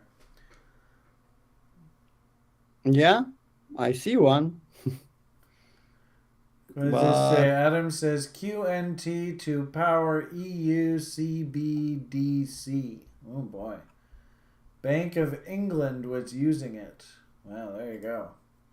yeah, but technically I'll still wait for 78.6. No. Yeah, I mean, that's a good. Well, ironically enough, if the banks were all over it, I would wait for 78.6 too. I'd put 88.6 on there. Yeah, 88.6 will be exact. I guess it'll be exactly this Yeah, it might be interesting to retest do of this a double. chaos off that M top up top there and see where 2.618 lines up. You can see 88.6 is Yeah, exactly at the yeah, W breakout. yeah. I was Do you see generous with 78. the M top there? Yeah, I know. You could One do a second. chaos off of that top there and see where its 2.618 is. 1 second. House levels. Let's flip it. Reverse. Exactly in reload zone. Interesting. Yeah, right against all those lows. Yeah. So I don't think we You go don't down to want to, you don't want to 88.6. see this one, 4669. Well, and that's the sad thing, right? Is if you draw a trend line off of the low from May and the low from June, that probably aligns with that. Yeah.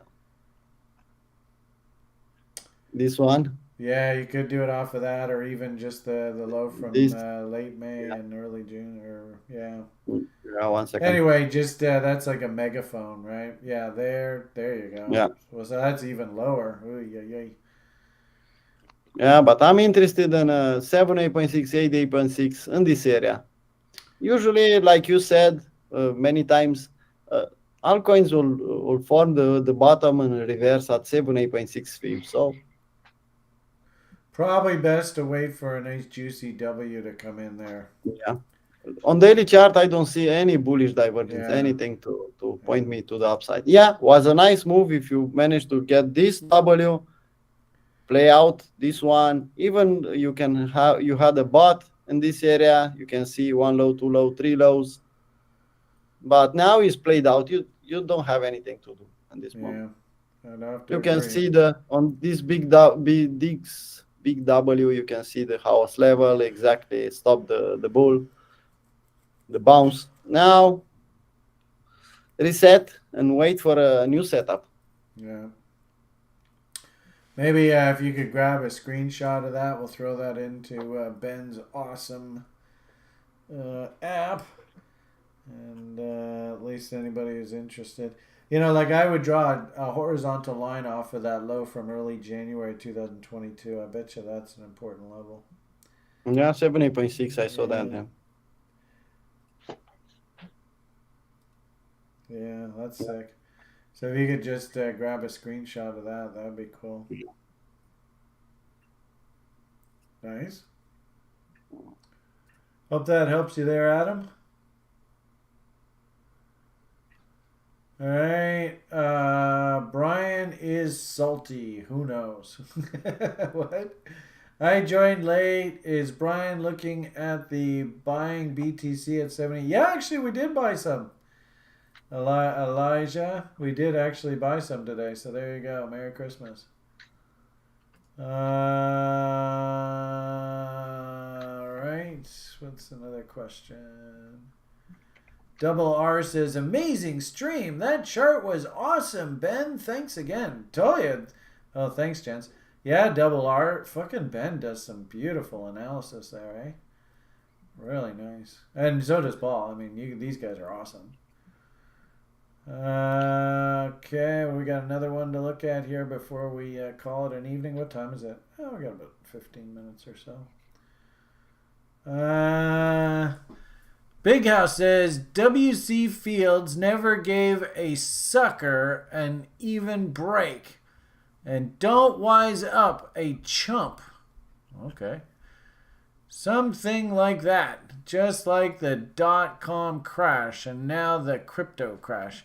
Well, what's interesting, Big House, is I believe that crypto was the ultimate fear asset proxy. I mean, its job was just perfect.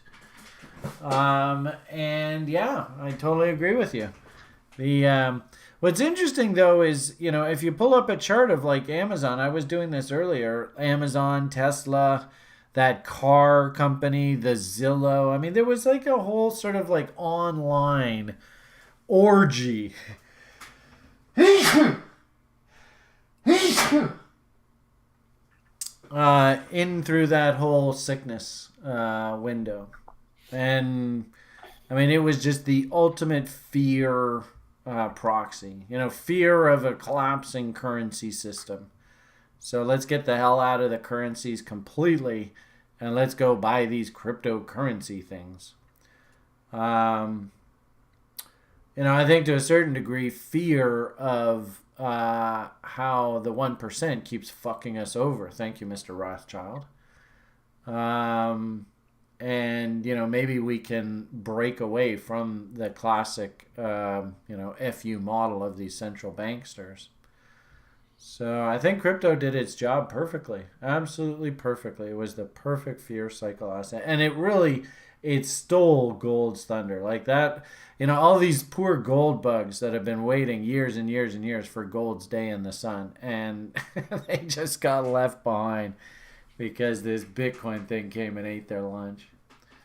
So I think it did its job admirably, and I would agree with you. And the irony of it all, like Ben's chart says, is yes, the public will look at the price action and consider it a crash. The market falls 80-90% from its peak. But for us technicians, actually, this is just business as usual. And the most bizarre thing about all of this is that we're just doing nothing more than just going right back to the cost of production and actually back to value. I mean, how ironic, eh? Okay, so that was speaking to that gentleman's comment there about crypto. Really, probably, Big House, what you're going to have to realize, I don't know whether you probably already do, but this is just business as usual. There's nothing really new going on here. It's very normal. Okay, let's see. Did anybody? So I'd just be curious what your take of UNI is. Let's see. He's off looking at FTT. Is there something you wanted to tell us about what you see on this chart? Oh, look at him. He's all over the place. Now he's on Doge. I think he's going to do about 5 or 6 trades by the time I shut the hell up, eh? No, I'm just looking at randomly. All right. So somebody posted right up at the top of the show YFII. I don't know. Would you ever look at something like that? Yeah, why not? There it is. This is and I thought this was very odd that it actually rallied in the face of all this. Yeah. So is this theoretically like completely decentralized? Fundamentally, I don't know anything about this one. Ben, do you know the backstory on this? But I know it's about DeFi. Definitely, it's DeFi. And the last bull run was really nice. I don't see a weekly W on this one yet. Not yet, eh? This is it's called DeFi money. Yeah, I know. Bullish divergence in MACD at least. Bullish divergence. I don't know if it's a bullish divergence in OBV on weekly chart. I like the chart, but I don't know. For an investor, yeah, maybe. But for me, I'll go on lower time frames and see what happens. Nice reload zone in this area. At this point, it's still a bear market, and I'll still hunt at least for this reload zone, for this bounce. And my 2 cents. 78.6, you can see. At this point, no, it's too high for me. You see the resistance levels in this area. Yeah, I can't If you'll go on this, the selling pressure will be too high, and it'll push it back down. But no, I'll wait. Let's see the reload zone from this high. So this to this, you can see a nice confluence at 78.6, $1,000, big fat round number. I like that. But at this point, no, I don't like it. I don't see anything special at this moment. Yeah, if you are long in the reload zone, you had a 3-step setup at this point. Yeah, nice. Take your profit in this area. But at this point, I don't like to short something like that. It's too volatile for me, for my taste to short. And for a long, this is the area I want to long. $1,000. 1,050, something like that. Sounds good. Can you grab a screenshot of that? Maybe, Ben, we can throw that in the document. What do you think? On the app? Sounds good. Yeah.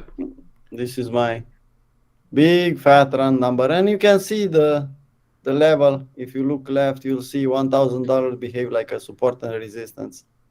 So that's your big fat Romanian buying zone, right? Yeah. Yeah, it's a small zone. Okay. But I'll be interested in this area and below, above Yeah. this confluence, confluence between these two reload zone. No, it's too Yeah. high. That's cool. Nice work. All right. And one more request. I don't know. I didn't see any others, but let's see.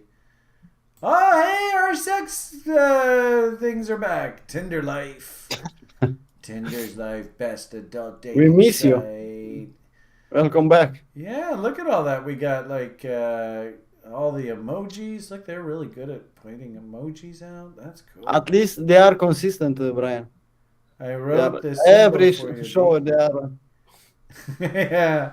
Well, they've got our channel locked in, eh? Yeah. They're like, you make fun of Winnie the Pooh, we spam your channel. All right. And the other request that we had in here was from good old Joshua. Shark Toshi's asked us to look at UNI. UNI. What do you think of UNI? Uni. Uh-oh. I think I bought some of this. Let's close the drawings. Yeah, and in a nice location zone, close to, for a little old lady, for a dollar cost averaging guy, yeah. I was willing to risk against that little W there. Sure hope I don't get wiped out. I like the OBV, definitely. Let's zoom in a little bit. Yeah, if you get a retest of this level, yeah, why not? I'll hunt at this blue line. Yeah. Just a retest of this original W. I bet you that's like 78.6 or so. Yeah, maybe even lower than that. Let's see. Yeah, a bit lower than 78.6. There you go. There's your shark.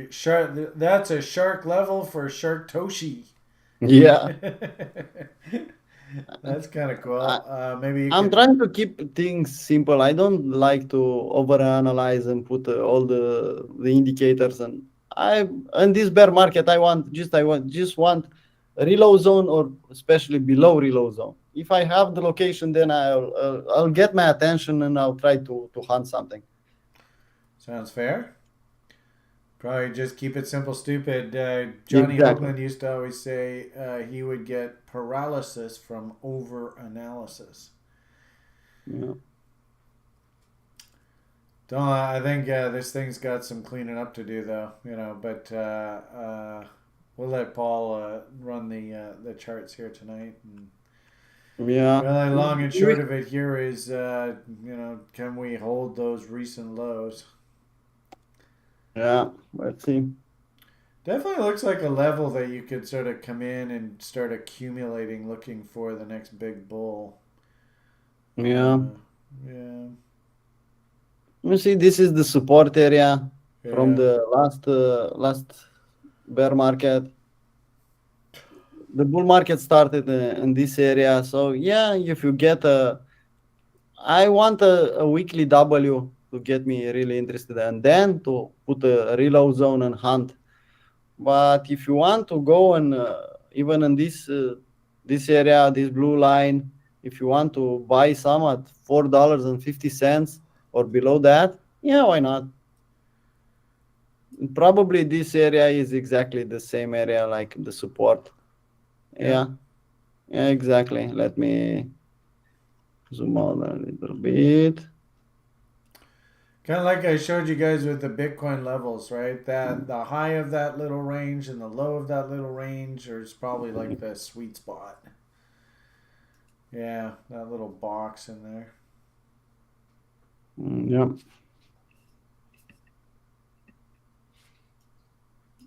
Let's see where it goes.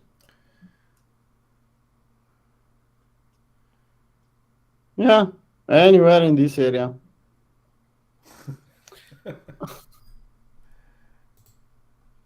If he goes in this area and puts a weekly W or at least a daily W in this green area, yeah, why not? But at this point, I don't see anything special on a weekly chart. On daily chart, Let me put on auto. Same idea. Broke the lows. So I don't know. I'll still the first area will be the $4.50, something like that. Below $4.50, yeah. I'll try to hunt something. Sounds fair. Yeah. Probably, I wonder, actually, the Harmonicans, I bet you they'd look at that. I wonder if that's. Yeah, but Brian, I'm a stupid level 1. I'm not going to touch I don't that know one. harmonics. Yeah, harmonic. Like, it'd be interesting to do a little chaos level off that M top up there and see if we're 2.1 lines. From this top? Yeah. Yeah, okay. At least 2.618 probably tells you where the bottom is. Well, no, I'd go off of the middle. On this one? Yeah. Okay. Survey says exactly in reload oh, zone. look at that, right where we bottomed. Son of a bitch. Yeah. Look at that, eh? God, You that's don't such want a to cool see the tool. next one because it's them at $1. Yeah. Well, see, that's the thing. Again, this is a head and shoulder or a megaphone. So you could draw a line off of that wicked atom tail there and connect that with the double bottom low. And you can see if we do puke out and lose this 2.618, you can actually tell almost exactly when that 4669 should be traded to. Exactly. I think it's into mid-December easily. Yeah.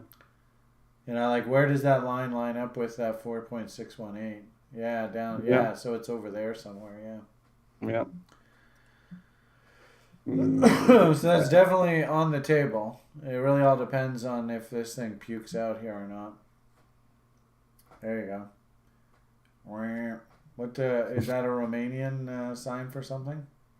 Yeah, for stop.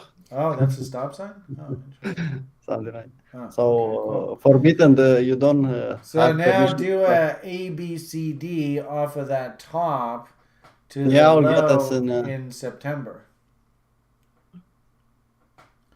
AB equals CD from the high, from this one? Well, I do it from the highest high down to that low. Yeah. Yeah, and then replicate that and project it off of that recent low or high. Yeah, there you go. So there's a bunch of levels for you to consider. Interesting that ABCD wants us to go and basically flirt with those lows, eh? Jeez, look at that right in there. And if this thing, like this might be like an alt ABCD, so you might see like 1.618 or 1.272 probably is lining up with your stop sign there. Yep. Anyway. And this area, below this area, yeah, it's a good for an investment for little old lady, definitely, yeah. Yeah, I took a little shot on this Sharky, and if we lose that W, then I'll get stopped out, which kind of sucks, but oh well, we'll see how it goes. Fingers crossed. All right. Well, that's some pretty good analysis here from everybody tonight. Ben, anything you want to add to the conversation here? No, just updating the app as we go. Oh, so, sick. Maybe could you maybe take a screenshot of that, Paul, and we could give that to Ben? Yeah, definitely, yeah. All right. Yeah, that'd be awesome. Cool. Yeah, something like that. Okay. Why don't we pop on over to our spreadsheet and let's see how our crystal ball reading was doing this week. And whether somebody deserves a pat on the back. I don't think anybody did. Like the market probably registered like an uber puke out here this week, eh? Yeah. Where's the spreadsheet? Yeah. I know I got it around here somewhere. It's not over there. What did I do with this spreadsheet? I don't know. I guess I'll do it again. Crypto top 100. There it is. Okay, so I'll hijack the presentation. We'll pop. Yeah, I'll close mine. To 20% down on the week. That's what we had, eh? Yeah. -4. All right. So I don't think anybody predicted a 20% down. Yeah, I predicted 10% up. So Paul was looking for a big run. Well, we didn't get that. I think this is, yeah, there's Paul. You can see Paul's got a bit of a bias.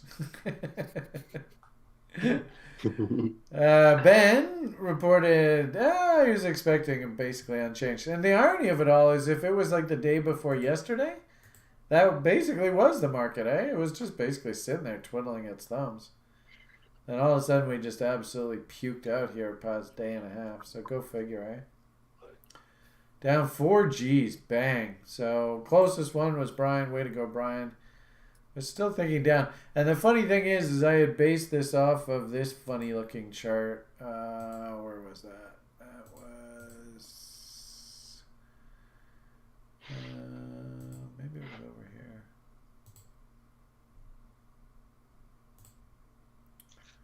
Well, I think I got rid of it. Oh, that sucks. Actually, the futures chart was a really cool chart.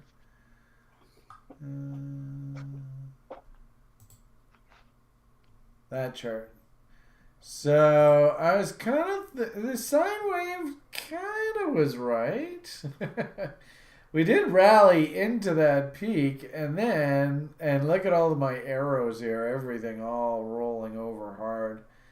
That's remarkable how quickly we just dumped there, just absolutely puked out. So I called this original trend line. This was sort of why I was getting bullish, the Maginot line. It looked like we were trying to resolve above it, but we could just never accept above it. And then you can see it just lost it and puked out here.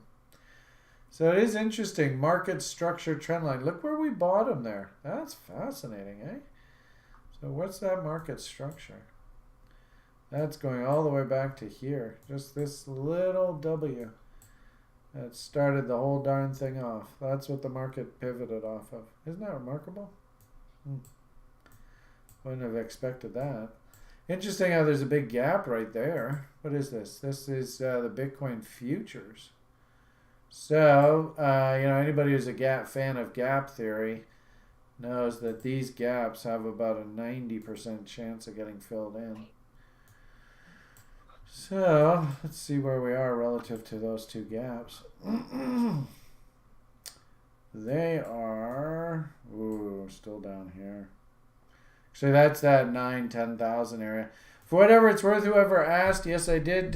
Seord reported that TRI did buy some Bitcoins on the dump here today at that 786 fib level. It was a good eye on your part for seeing that. That was that level right there. So we have bought some more, but I'm certainly not calling a bottom. That's the plan we have. We had a whole bunch of cash left over from last cycle. It was sitting over on Ledger wallets just waiting to start dollar cost averaging. And we started coming back in on the buy side now. And basically the plan is every $1,000 lower, we have another buy order. And we'll be running this over the next 10 months. Once a month we want to look to be buying. Or, if the price dumps through levels, then we'll accumulate. But in essence, if we go once every $1,000, then and we're looking to put about $5,000 into each one. Then if we want to put like 50 G's into this kind of thing down here, then that's 10 purchases. So we'll basically have bracketed orders from here all the way down to $6,000. So just FYI on that, somebody had asked. And I think that's a good, wise idea. Especially now with the sentiment in the space so bad. Public is absolutely destroyed. We're not in a bull market. We know when the bull market starts. We know that this is now the bottoming window. You saw Ben's chart, fucking A, killer chart. So we know that we're in that bottoming window now. Exactly where the bottom is, well, we'll probably know this time next year. I think I showed you this chart, right? This is that 2015 cycle bottom, what it looks like. So this time next year, we're going to be right about here. And at that point, I think we'll be able to say we are now through the bottom and we're getting ready for the new cycle. So anyway, that's that. Okay, so back to what I'm supposed to be doing here. What do you think we're going to do next week, boys and girls? Paul, I would put a 3 here if I could under your column, but what do you think we should do? Just to be consistent, I'll put 2 or 3. All right. You never know. I mean, if we just had a 20% drop, we might rally net 10% next week. Yeah, it will be a 50% gain, bro. Yeah, you'll look like a genius. No. Just lucky. Ben, what do you think we're going to do here? Does it make a difference? Yeah, I'll probably go a -1. -1, so you think we're still heading a bit lower, right? And the Beamish will, what will the Beamish say?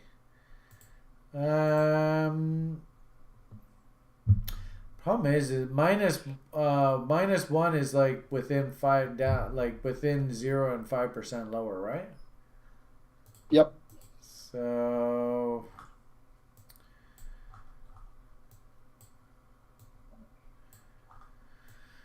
I mean, if I just look at simple ABCDs just off of here, we have this big one floating out here, but I don't know whether that gets traded to in the short term.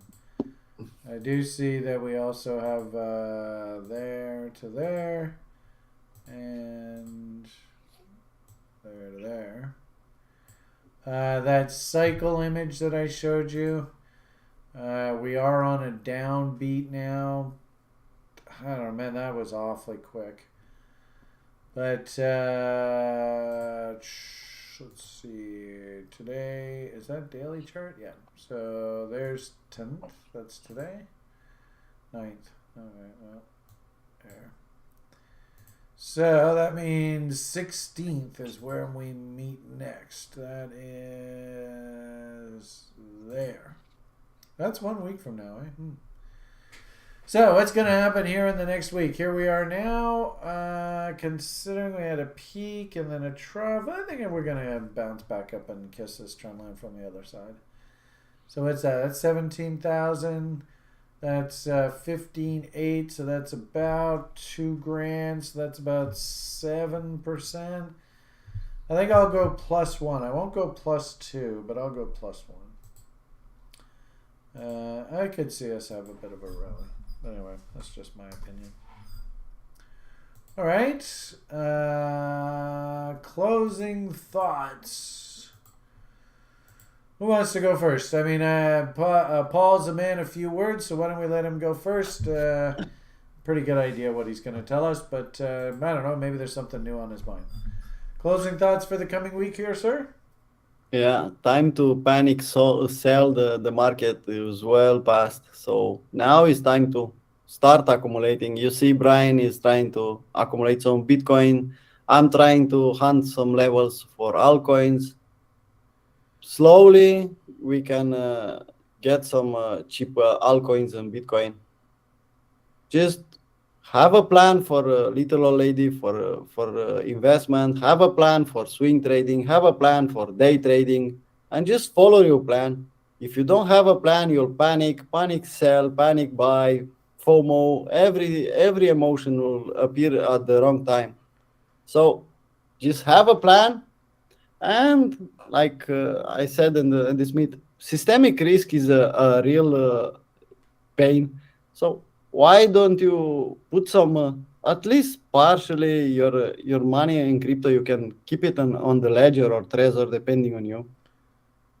I don't think it's okay. Any platform has this systemic risk. So it's better to keep at least 50% of your crypto investments, crypto money, put it in your ledger. And I don't think someone cannot take care of a 24 words phrase or something like that. It's pretty easy to do that.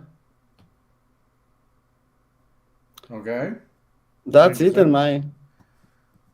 I appreciate it. That's very wise sage advice.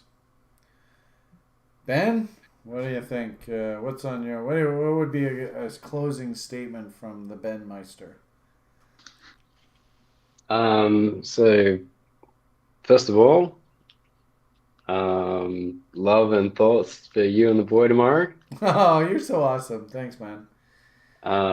Yeah, it's a great day, and yeah, stay safe out there, everyone. I had I'll send you an image, Brian. Maybe you can bring this up. But this is something that went into my diary this week. When I felt the FOMO rising in me, and I wanted to go in and buy more than my plan didn't really call for, and I saw a little sign on the Bitcoin charts that said, "No, it's probably not a good time." And it's I don't know if you wanted to pull up the Bitcoin chart and show the MACD. Well, There that's was the interesting thing is the weekly MACD actually has a bull div working. It did. This was on the daily though. Okay. Yeah. Let's see what you got here. So, see if I can do a brand new chart so it's nice and clean. New layout. All right. So here is your Bitcoin chart on the dailies, and you want to see the MACD. Oh boy, that doesn't look very good. All right. So what's your note here? Uh-oh. Did I lose you? Yeah, no, there we go. So on the MACD, you see it went to a new high, and then there was a divergence there. Yeah, check that On out. that So day, I've got it yeah. on the screen now. Sorry, everybody. No, I had it on the wrong silly screen. So there is your Bitcoin, and there is your MACD. And interesting how Bitcoin, are you talking about this move up here? Just the most very recent, yeah. Yeah, Yeah. look at that. And, you know, And, if you're just watching this video later on and you're maybe even a little overwhelmed by what the hell we're all talking about and doing here, you know, just try and understand that there are some really, really simple ways that you can see if a market really is healthy. And this is a concept called divergence, where quite literally price is making higher highs, but you can see we like to use the MACD histogram, and it's slightly altered MACD study. But even if you had just your MACD out of the box, let's see if I can just show you what you might see. You might see something that looks like that. Hopefully you can see that histogram. You see how it made lower highs there. And so what's your thought here, Ben? Well, immediately when I see that image, the image of that jet comes into my mind. It's been drilled into me. Yeah, that if anything, So, what we should do is, and actually, you must be a fan of the Shartoshi school of technical analysis, because he would be exactly the same. Because he used to love posting that image in the lounge, you know. So, if anything, what a great analogy to finish the show on. In fact, if we want to, maybe we even should. I don't know how we could do that. Maybe, like, I'm almost thinking maybe we should have this as the show's image. But wow, what a great analogy. Well said there. Actually, you know, that's perfect. and for those of you that don't know what that means cool your jets. Yeah, it's right there. What does this mean? You know, so I wonder how I gotta put this on the page. So, how are we gonna say this? Ben's wise words, words of the week. Oh darn! I guess I'll have to do like a. I don't know if this will work or not, but anyway, hopefully it does. And I don't know whether people will see this chat afterwards, but what does that chart mean? What does that image mean? It means cool your damn jets. Wise words of advice, sir. Wise words of advice. All right. why don't we leave it at that? We're a little bit past 8 o'clock, so thank you very much for an awesome couple hours. We had a little bit of a hiccup getting the show going, but it looks like we got the boat steered in a good direction here. Hope all of you, there's a good 20, 30 of you over there on YouTube. Hope you enjoyed the show. Of course, you know, all 20, 30 of you should have hit the like and the subscribe and the you're awesome, Brian, Ben, and Paul. Especially Paul. Fuck, man. That's good quality work that he does every single week, week in, week out, showing you all of his trading and his newsletter and stuff. That's just great work. And then fucking Ben's image. Wasn't that image? That image that you had, like, that's in the app, right? You said you put that in the app? Yeah. Let's see if I can it find should be that in there in the now. app. That was so cool. I mean, gee whiz. And to think you guys don't pay a damn penny for any of this research. That, you know, there's like guys like the Real Vision people and all that. They would charge you a fucking arm and a leg for that kind of information. And there you go, you just got it for free. So anyway, hit the like button, subscribe, ring somebody's bell. I don't know. You guys know how this goes on YouTube. I do see that we get a good 500-600 views a week of this video, so there are a bunch of you guys watching. As I've said repeatedly from day one, the whole point of this exercise was to hopefully at some point get us to the point where we could actually open up a booth in Decentraland and just have these shows playing 24/7. So if you did find some value in this and you'd like to contribute to that cause, we do have an ETH wallet address there, so feel free to contribute if you'd like. As well, you know, the site, as I had sort of pointed out earlier, the site is humming along quite nicely. And Josh was saying today the data mining that he's doing on the performance of the breadth indicators. I thought I had this page open, but anyway, on these breadth indicator signaling systems, it's turning out to be very, very accurate. So look forward to a nice report sort of for, you know, kind of Black Friday shill kind of thing. Why would you want to join TRI? I mean, this signaling system is working very, very well. So Josh is going to be putting together a nice little summary on that to show you. And I mean, the interesting thing is you can see what the breadth of the broader market looks like. It's going to be a little bit tough of a slog here, folks. So interestingly enough, you know, like if we look at like the technology, like we can go in and look at the individual sectors in the market. And, you know, obviously crypto falls under this sort of technology umbrella now. There's a lot of overlap. In fact, I'm hearing that a lot of tech companies and a lot of like Silicon Valley venture capital tech funds and stuff are actually heavily invested in this FTX.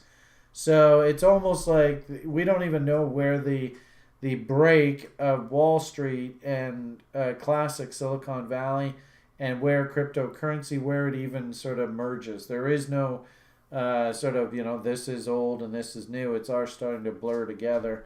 And I mean, you can see the message out of the breadth indicator for technology. You know, what you're seeing in crypto is not isolated. And I'm actually hearing that a lot of tech companies now are actually having to write down hundreds of millions of dollars in losses. Well, tens of millions, maybe hundreds of millions in that Sam Bankman-Friedman thing disaster. So, point of the matter here is, I think that the website is giving very actionable, very usable information, and I definitely think it's worth consideration. We do have a 30-day trial to the website.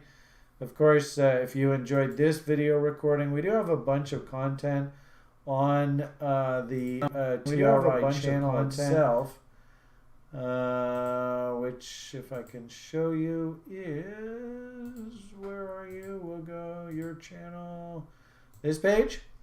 So these fun little snippets of Brian's rants, Julian's rants, as well, of course, the weekend shows, and of course your Wednesday show here, and some fun tutorials. So, you know, if you're watching this through the week and you have no idea who we are, please familiarize yourself with the site. This is the free YouTube page. There's like thousands of hours of content in here. And if you want to, we have a 30-day trial, free trial. So if you want to take that next step and join our community, we have a video library here that's sort of an extension of that YouTube page. And there's 134 pages of daily briefs, crypto shows, broiler chicken shows, baby powder reports. I mean, you can get lost in here. We have a very robust screener set. We're still working on this, need to polish it up a bit, but it's coming along nicely. And we have a pre-formatted dashboard that I've put together that this is sort of the way I would have used this information on my 1980s website way back when. And, I mean, as sort of a testament to, well, I won't go into it. If you are interested, pop on the site for the 30-day trial, kick the tires, join the hangout, just get to know our community, and I think that'll be enough of a sales pitch unto itself for you to consider joining the site. And then finally, if you need help trying to put all this together, what the hell is a trading plan? How do I figure out where I want to go with all of this? What is my strategic vision? What the hell is a strategic vision? Do I have a financial plan? As Paul said, I mean, do you have a higher time frame trading plan? Do you have a medium time frame trading plan, like what traders like to call swing trading? Do you want to be a day trader? Do you have a day trading plan? All those kind of fun things. What is that divergence? I mean, our education program, geez, we go into about 5 or 6 different weeks of learning about how to identify divergence in a number of different indicators. What's good trade location? Fibs. In fact, the level 1ers are doing that right now. They're getting introduced to fibs. So I think the education program is second to none. I haven't seen anybody anywhere teach the process the way that we do. Yeah, there's a lot of different people that teach squiggly lines. And there are a lot of technicians that love their squiggly lines, but have no idea how to do the process. And they don't know how to run a small business of trading. And actually, Paul here told us one of his gentlemen on his site, fantastic technician, was participating in other web contributors who are great technicians, but he couldn't run a small business of trading to save his soul. And how's that guy doing these days, Paul? Is he kicking it in the market? Yeah, damn. He's really good. Yeah, now he's working. He made in a couple of months, I put him to do $100 challenge, and now has almost $3,000. There you go. That's progress. Yeah. And that just shows the power of compounding, eh? I mean, and there's no reason why you can't do now 3,000 into 30,000 into 300,000 Exactly. into 3 million into 30 million into whatever. So, And he passed the FTMO challenge 2 times already, and Good. now he can go and do the exam if he wants. Good. So anyway, the point being that if you need that help to really solidify, put all of this stuff into a constructive plan to help you actually attack the market in a small business format, as I said, I think this program is second to none. I'll even leave the course description in the YouTube page just so you have it if you're watching the video later on and going, yeah, I don't believe you. Pop on over and check out our reviews. Our customers, our users, our members are the absolute best testament to this. And I have to say, I'm very, very proud of the very positive feedback that our students have given us. And we've really tried to make a real positive difference in this world. So there's my shill. PMA for the win. Slow and steady wins the race. Just understand over the next 6-8 months, it's going to be a bit of a slog here, folks. Don't kid yourself. Great part about it is this is the only business when stuff goes on sale, nobody wants to buy. So now that I think prices are actually on sale, And if you can be patient and disciplined and just slowly nibble away, as Ben showed you, we are basically in the buying window. We are finally here. So all of you that had patience and discipline not to get sucked in at the top, and you've been waiting, well, congratulations. Well done. You waited, you were patient, and now it's time to start accumulating. Just as Paul was mentioning there earlier. So, okay, I'm going to leave it at that. Thank you very much, Paul. Thank you very much, Ben. Thank you, everybody, to your positive karmic wishes for Liam and I. It does make a huge difference in my life. You may laugh at it, but I really do think it makes a big difference. So thank you for those well wishes. Slow and steady wins the race. And, of course, I guess we'll see everybody same bat time, same bat channel on the 16th. So all the best. And the only thing left for us to say at this point is bye for now.